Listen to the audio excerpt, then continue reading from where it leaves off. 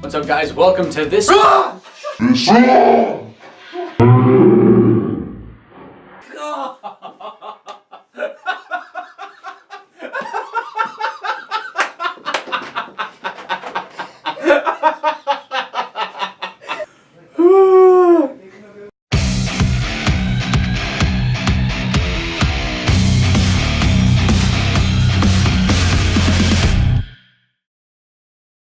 Hello everyone and welcome to this week's edition of Heard That. Zach Barnes here with you for the WT Sports Network. WT with a solid rebound weekend going to Oklahoma Panhandle State and getting a big 42-14 win out of the weekend.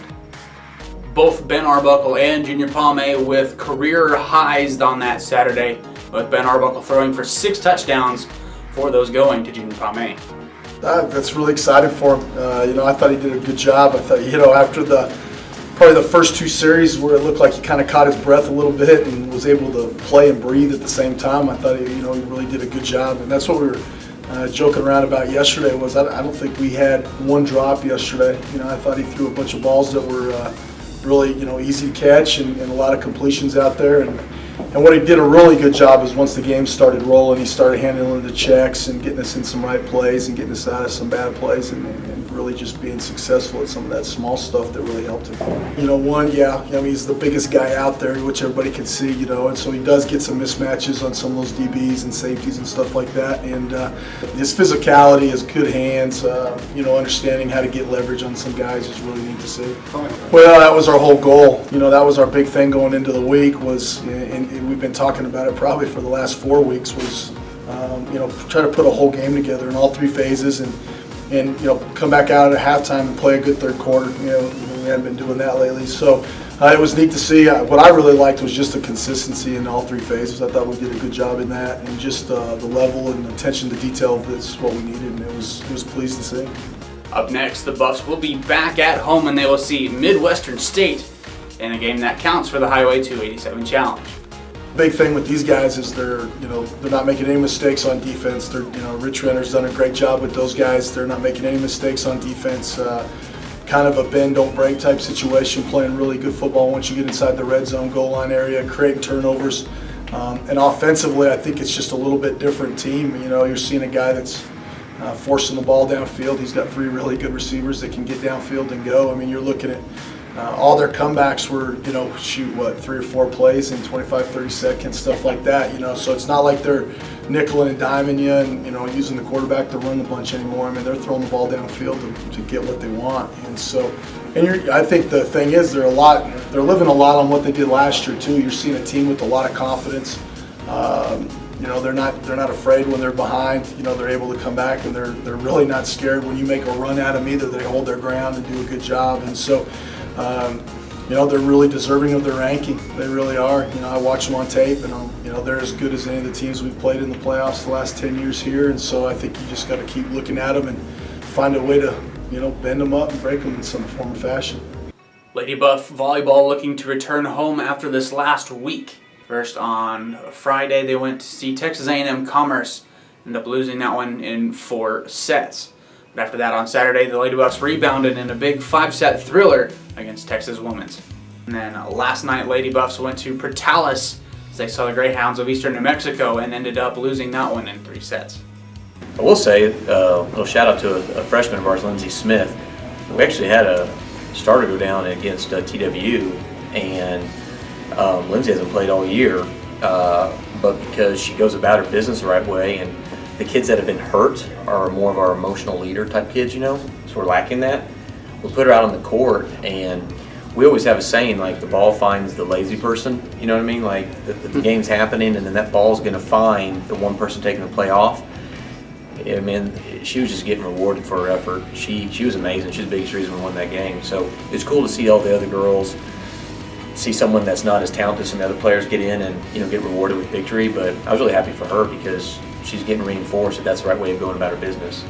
But the Lady Buffs do look forward to returning home as they will see the Cameron Aggies and Midwestern State on Friday and Saturday. WT men's soccer ending up splitting Thursday, Saturday this last week. First on Thursday, they had upset on the minds as the number 6th ranked St. Edwards came into town. Late in the game, the Buffs had plenty of opportunities to try and get some goals in, but the St. Edward's defense was just too strong. Buffs ended up losing that one 1-0. And on Saturday, the Buffs saw at Dallas Baptist University, where they made a pretty quick turnaround, getting a big 2-0 win over Dallas Baptist. That win for the Buffs was head coach Butch Laufer's 300th career win. Coach Laufer now is the 13th active Division II head coach with 300 or more wins. It was a feeling of two things. One was glad it's over, to be fair, but also, there's some reflection there going, somewhat of a personal milestone, and got a lot of texts and phone calls from people, and that was nice and everything. But I guess you have to. I guess it's like a longevity award, isn't it? And we had a lot of help along the way with, like I said, very talented assistant coaches and very talented players and supportive administration. And, it's a team effort, and like you say, sometimes when you win, the coach probably gets too much credit. When you lose, he probably gets too much credit too. So it's been fun, and I'm glad. But biggest thing is I was able to get up and have another day. So that's the most important thing. Up next for the Buffs, they will split a home and road game. First, they will see Lubbock Christian on the road on Thursday. And then on Saturday, they will host rival Eastern New Mexico.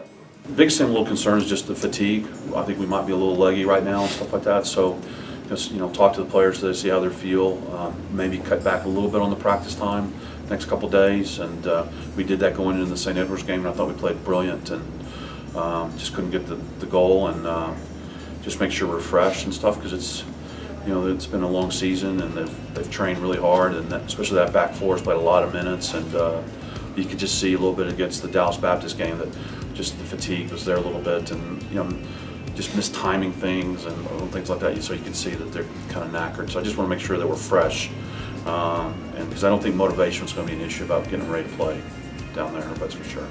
Lady Buff soccer with another good weekend as they extend their winning streak to 5 games. Lady Buffs on the road this last weekend were first on Friday. They saw UT Permian Basin, where they ended up with a 2-0 win. And on Sunday, the Buffs saw the Angelo State Ram Bells and ended up getting a big 1-0 win.